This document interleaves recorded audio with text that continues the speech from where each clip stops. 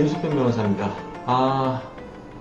법인 파산, 기업 파산, 그 다음에 개인 파산, 개인 회생, 이런 거 신청할 때, 파산에 이르게 된 경위, 파탄에 이르게 된 경위, 이런 것들을 신청서상에 기재해야 되거든요. 그리고, 개인 회생이나 개인 파산 같은 경우는 제술서라고 형식으로 해서, 이제, 신청하게 된 계기까지 적게 됩니다. 근데, 그거를 이제 공통적으로 좀 이렇게 이제 여러 사유를 말해달라고 의뢰인들한테 얘기하면 몇 가지 뽑아보면 공통점들이 좀 있어요. 근데 첫 번째로 뭐냐면 이제 어떤 직업이나 사업이든지 간에 적절한 시기가 있거든요. 그러니까 너무 빨리 앞장서도 실패하는 거고, 그리고 이제 남들 잘 번다 하면 그런 얘기 듣고 이제 뒤늦게 그런 직업이나 사업에 뛰어들면 늦은 거잖아요. 이제 보통은 이제 두 번째, 세 번째 정도로 뛰어들어야 이제 좀 이렇게 성공 가능성이 있는 건데, 이게 시기가 적절하지 않은 거죠. 그 사업의 시작과 직업의 시작이. 또 하나는 뭐냐면은 어떤 기업이나 개인이나 어떤 일에 있어서 계약에 있어서 성공을 거둬가지고 흑자를 봤어요. 그러면은 그게 자기 실력인 줄 믿는단 말이죠.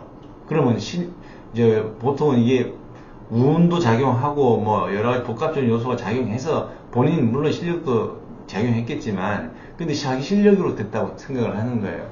그럼 어떻게 되냐면은 그 기간에 해왔던 그 방법을 고수를 하기 시작해요. 그러면 시장도 변하지, 경쟁자도 변하지, 그 다음 기술도 변하지, 여러 가지 변하는데 그때 성공했던 게 자기 실력이라고 믿고 그 방법을 계속 지속적으로 고수하면 이제 언젠가는 이제 파탄에 이르게 되는 거죠. 그런 게 공통점이 있고, 또 이게 근면 성실하면 이 사업에 성공한다고 생각하시는 분들이 많은데, 법인 파산이나 개인 파산 이런 것들은 성실했지만 불운한 채무자를 구제해 주겠다라고 그런 법 문구가 있거든요. 그래서 성실하고 근면하기만 하면 되는 게 기본적인 요소고, 그런 것들은. 근데 이제 여러 가지 근면 성실은 필요 조건이지, 그러니까 충분 조건은 아닌 거죠. 여러 가지 대외적 요소들이 작용을 하기 때문에 내가 내적으로 근면 성실하다고 해가지고 사업이나 어떤 직업적 성과를 내는 것은 아닌다는 거죠. 그런 공통점이 좀 있고, 그 다음에 대부분 이제 좋은 기회가 찾아오는데 그 기회를 잘 포착을 못하는 경우가 있습니다. 이거는 이제 예를 들어 코로나다, 국제 정세 변화다, 국내 정치 변화다, 그 다음에 유가, 금리, 시장 상황, 여러 가지가 있을 수 있잖아요. 이런 것들에 대해서는 이제 평상시에, 이제 계속 뉴스든 미디어를 통해서 정보를 수집하고 관찰하고 해야 돼요. 그래서 코로나 때 보면, 마스크 만들어가지고 돈 많이 벌었잖아요. 근데 뒤늦게 중국산 마스크 기계 사와가지고 1억이나 1억 사와가지고 뒤늦게 찍어내고 이런 회사 다 망했거든요. 아까도 얘기했듯이 시기도 부적절했지만 뒤늦게 뛰어들어서 그런 것들이 작용하는 거죠. 그래서 기회가 오는 걸 포착하려면 여러 가지 대외적 요소들, 대내적 요소들에 대해서 관리와 관찰과 통찰이 필요하다. 근데 그런 걸 못 해가지고 이제 파탄에 이르는 경우. 그 다음에 이제 상상력을 가져야 돼요. 자, 직업이나 사업이 안정되어 있어요. 근데 이럴 수도 있잖아요. 상상력을 발휘해 보면은 갑자기 내가 쓰러질 수도 있어요. 그리고 중요한 직원이 아프거나 좋지 않은 일을 당할 수도 있어요. 중요해요. 교통사고를 당했다든지, 그 다음에 매출처가 갑자기 파산한다든지, 돈 받을 거 딱 계산하고 있었는데, 그러면 요렇게 써야지 하고 있었는데, 거기가 망한 거야. 채권 회수가 안 되잖아요.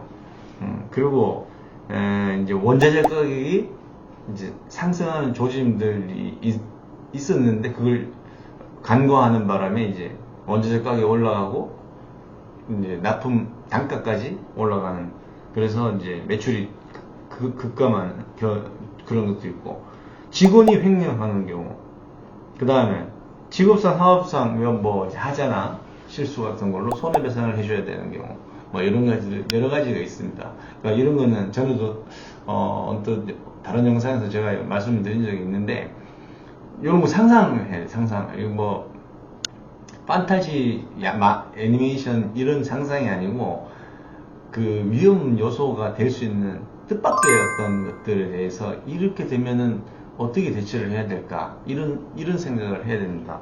그래서 상상력을 가져야 되는, 상상력이 부족하니까 파산했습니다 이렇게 쓰진 않아요. 직원의 횡령 문제나 구체적인 사유를 적는 거지. 근데 그걸 예상을 못한 해서 확 꼬꾸라지는 경우가 있거든요. 그래서 이제 그런 것들이 좀 공통적으로 파탄에 이르게 된 경위로 보면 그런 것들입니다. 근데 이런 것들이 결국은 뒤집어 설명하면 성공의 요소들이기도 하죠. 근데 중요한 거는 이 경제적이나 재정적 파탄이 인생이 파탄나고 파산난 건 아니거든요. 예.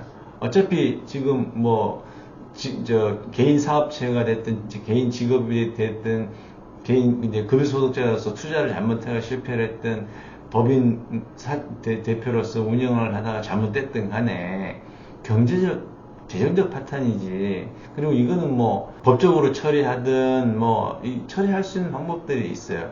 근데 그 파탄에 이르렀다 해서 그 개인이나 그 회사 대표가 인생이 파탄났다고까지 연결시키지는 않았으면 하는 게 제가 강조하는 부분이거든요. 뭐 이거는 실패한 건 실패한 거고, 그리고 이제 재기 도전을 할 수 있는 제도들이 있습니다. 그러니까 뭐 법인 파산, 개인 파산, 뭐 이런 회생, 뭐 이런 것들을 하든지, 아니면 이제 뭐 또 좋은 아이템 가지고 중기청이나 대한상공회의소 이런 문 두들기를 보면은 이제 그런 거지, 재기 도전 이런 것들에 대해서 그 프로그램들이 또 있거든요.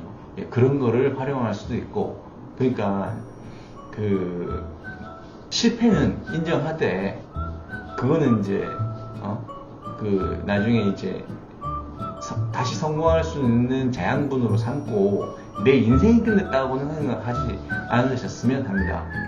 다시 도전할 수 있는 것들이 있고 그럴 수 있으니까 너무 그 재정적 경제적 파탄과 인생의 파탄은 이 꼴이 아니다. 여기까지 말씀드리겠습니다. 시청해주셔서